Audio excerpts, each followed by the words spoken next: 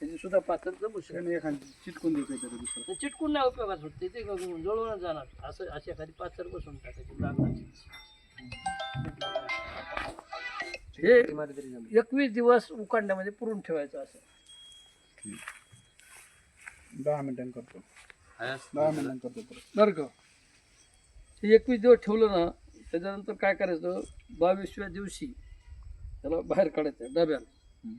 हे डबा पूर्ण गंजलेला दिसून बाहेरून तुम्हाला. त्याच्यामुळं ह्याच्यात हे गोमूत्र आणि बाजरी आणि हे त्यातली उष्णता त्यामुळं काय होतं ते आतून उकळलं जातं सगळं. हे बाहेर काढायचं आपलं नाक आणि तोंड चांगल्या रुमालाने बांधायचं पॅक. आणि मग नंतर हे अशा ह्याच्यामध्ये गाळून घ्यायचं. ते गाळून घेतल्यानंतर प्लास्टिकच्या कॅनमध्ये भरून ठेवायचं.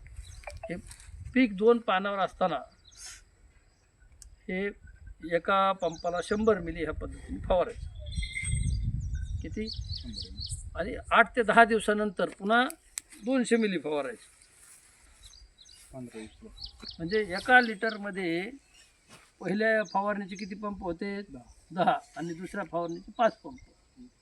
आता ह्याचा सगळा जर मार्केट विषय काढला तुम्ही समजा हे 10 लिटर तयार होईल. तर 10 लिटरमध्ये साधारणतः आपण पहिले 5 पंप आणि नंतरचे 5 पंप असे पकडले समजा. तर पहिल्याचे 10 पंप दुसऱ्याचे 5. दुसऱ्याचे 5 असे किती होतील सगळे ह्याच्यात? 15 म्हणजे किती पंप झाले सगळे? 15 पंप. नाही 10 लिटर मध्ये किती पंप हा, होते 10 लिटर. मला एका एका पंपाला किती? पहिल्यांदा 10 ml फक्त. नाही नाही 100 ml. 100 आता एक एका लिटर लिटरमध्ये 10 10. झाले. हा. आणि दुसऱ्या फवारणीला आपल्याला 5 करायचे ते 5 पंप म्हणजे 200 मिली वापरायचे. मात्रा वाढायची. हा. हा. त्या पटीत मात्रा वाढायची का मग?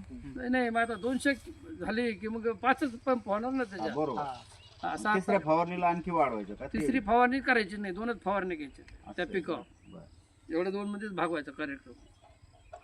तर ह्याच्यात त्याचे 2 लिटर मध्ये झाले 15 पंप. हा 2 लिटर मध्ये 15 15 म्हणजे 15 5 75. 75 पंप होईल. एका ह्याच्यामध्ये डब्यामध्ये 75 पंप होते. ह्याचा खर्च जे आहे ह्याचा खर्च काढला तुम्ही समजा की माझ्याकडे गाय नाही आहे, बाजरी बी नाही आहे माझ्याकडं, डबा भेटत नाही. समजा आम्ही 30 रुपये लिटर ह्याचं पकडलं ह्याचं किती गोमूत्र 30 रुपये लिटर पकडलं तर 300 रुपये तेच झाले. गावरान बाजरी आणि ते 100 रुपयाची बाजरीच पीक झालं 1.5 किलो. हे डबा आणला 25 रुपयाचा. तेवढ्यात झालं 450 रुपयामध्ये किती पंप व्हायला लागले? 75. त्याला 75 भागिले 5 रुपये तुम्ही लावा हिशोब. तेवढ्याला पंप पडला तर सांगा.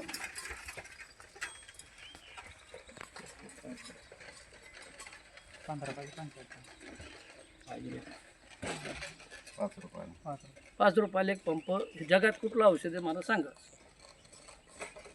तर हे काय काय करतं ह्याच्यात पुन्हा तुमचे जेवढे रस शोषण करणारे किडे सकिंग पेज ज्याला म्हणते ते कुठलं मावा तुडतुडे फुलकिडे हे जे सगळे आहेत ते त्याचे ऑटोमॅटिक नियंत्रण. फवारायचं कधी हे किडीची वाट न बघता 2 पानावर असताना फवारायला सुरुवात करतो.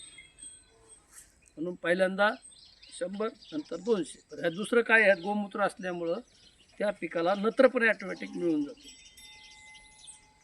गोमूत्र नत्र आहे ना ते पण त्या पिकाला मिळतं.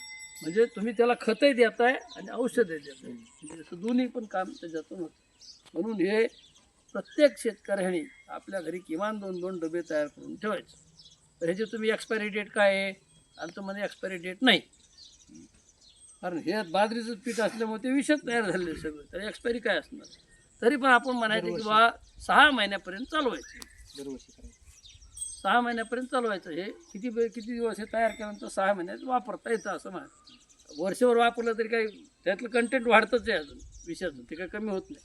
पण तरी आपण म्हणलं की बा 6 महिन्यापर्यंत साधारणतः आपण हे सगळं चालवायचं. हे अशा पद्धतीचं हे जर केलं आपण त्याला आपण गोमूत्र संजीवनी असं नाव दिलेलं आहे. हे प्रत्येक शेतकऱ्याने जर आपल्या पद्धतीने करून घेतलं तुमच्या किडीवर होणार जे खर्च आहे कीड नियंत्रणावर तो कमी होईल. आणि दुसरं काय की ह्या कीड नियंत्रकाचा वापर केल्याने ते जर जे काय धान्य असेल भाजी असेल काय असेल तर त्या ह्याच्यात आपल्या शरीराला अपायकारक काही घडणार नाही. जमिनीला पण त्रासदायक होणार नाही. जमिनीतले जे जीवाणू आहेत सुप्तावस्थेत गेलेली ते सुद्धा गोमूत्रामुळे पुन्हा ॲक्टिव्ह होत होते. सध्या 4-5 प्रकारचे चांगले फायदे आपल्याला त्यातून होतात. मी जे आत्ताच सांगत होतो ना, की आपल्या खाण्यामध्ये गाईचं शेण गेलं पाहिजे, गोमूत्र गेलं पाहिजे, दूधही गेलं पाहिजे, ताकही गेलं पाहिजे, तुपही गेलं पाहिजे. ज्याच्या ह्याच्यात हे पंचगव्य ज्याच्या खाण्यात जाईल त्याला कुठल्याही पद्धतीचं आजार होणार नाहीत, किंवा झाले असले आजार तरी लवकर कव्हर करायसाठी हे पंचगव्य काम करतात. मग कशातून जाईल बा, शेण का लगेच आम्ही असं खा असं म्हणत नाही, पण पिकाला तुम्ही जमिनीला दिलं तर जमीन ते शेणातला अंश ओढून घेईल, पीक त्या जमिनीतलं तुम्हाला ते फळा वाटं भाजी वाटायचं तुम्हाला देईल, ते तुमचं देईल. ते गोमूत्र आपण फवारल्यामुळे ते पण आपल्या शरीरात तशाच पद्धतीने जाईल. असे 2-3 प्रकारचे जे वेगवेगळे फायदे आहेत ते करणं गरजेचं आहे. म्हणून हे जास्तीत जास्त ज्याच्याकडे गाय आहे त्याने तर करणं गरजेचं आहे, आणि ज्याच्याकडे नाही त्यांनी वापरणं गरजेचं आहे. या पद्धतीने आपण जर करत गेलो तर ह्याचा जास्तीत आपलं, म्हणून आपलं पहिलं काम काय तर आम्ही प्रत्येकाने हे डबा जिथं कुठं दिसते डबे त्याच्याकडून आणायचे, विकत आणणं हो, फुकट आणणं हो, कुणाकडून उचलून आणणं हो, त्या पद्धतीने करायचं. बाजरीचं पीठ, गोमूत्र ज्याच्याकडे आहे त्याच्याकडून आपल्याकडे असेल तर आपल्याकडं साठवून ठेवायचं. ह्याला काय ताजंच गोमूत्र पाहिजे असं नाही, त्यांच्याकडे 6 महिन्याचं गोमूत्र असलं तरी याला चालते, काही अडचण नाही. म्हणजे 2-3 गोष्टी अशा आहेत की जे गावरान गाईच्या तुपाला जेवढं जुनं असेल तेवढं औषधी, मध जेवढं औषधी असेल तेवढं. तुम्हाला जर रोज प्यायचं असेल गोमूत्र तर ताजं लागतं, ते 1 तासाच्या आतमध्ये गाळून प्यावं लागतं. पण जर समजा तुम्हाला औषधी म्हणजे शेतातल्या फवारणीसाठी किंवा खतासाठी वापरायचं असेल तर जेवढं जुनं असेल तेवढं ते उपकारी म्हणजे फायद्याचे. त्यामुळे तेही जुनं असेल तरी आपल्याला त्याचं मग रोजचं गोमूत्र धरून ठेवणं, साठवून ठेवणं एवढं आपल्याला काम करता येतं. हे आपल्याला म्हणजे गोमूत्र संजीवनी हा विषय आहे.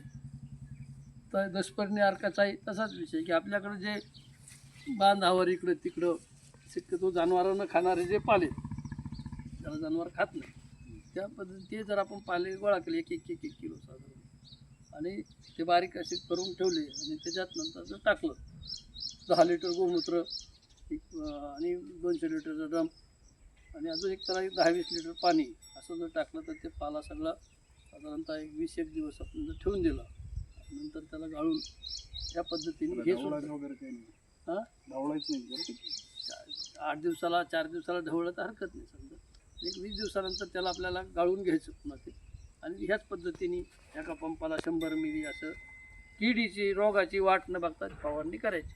किंवा आळी जरी आली, आळीवर सुद्धा हे करतात प्रतिबंधात्मक, ती दशपर्णी उपयोगाचं आहे. वेगवेगळ्या आळीवर आहे. त्याला सेम आपल्या उकंड्यातच पुरून ठेवायचं. नाही, त्याला नाही, त्याला आपल्या मोठ्या ड्रममध्ये 200 लिटरच्या ड्रममध्ये भरून आणि ते पाल्याचं प्रमाण किती ठेवायचं? 1 किलो घ्यायचं. 1 किलो, 1 किलो पाला आणि 10 लिटर गोमूत्र असं त्याचं प्रमाण आहे. 10 प्रकारचे पाला. आणि काय आहे, एवढ्याला आता काही जण ते 20 लिटर पाणी टाकतात, काही जण वापरत नाहीत. आपण मुद्दाम ते लवकरात लवकर त्याचं हे व्हावं म्हणून आपण 20 लिटर पाणी त्यात टाकायचं. ते हवं ढवळायला एकदम 10 लिटरमध्ये ढवळता येत नाही, काही सगळं ते असं चिखल झाल्यावर मग हे होत नाही.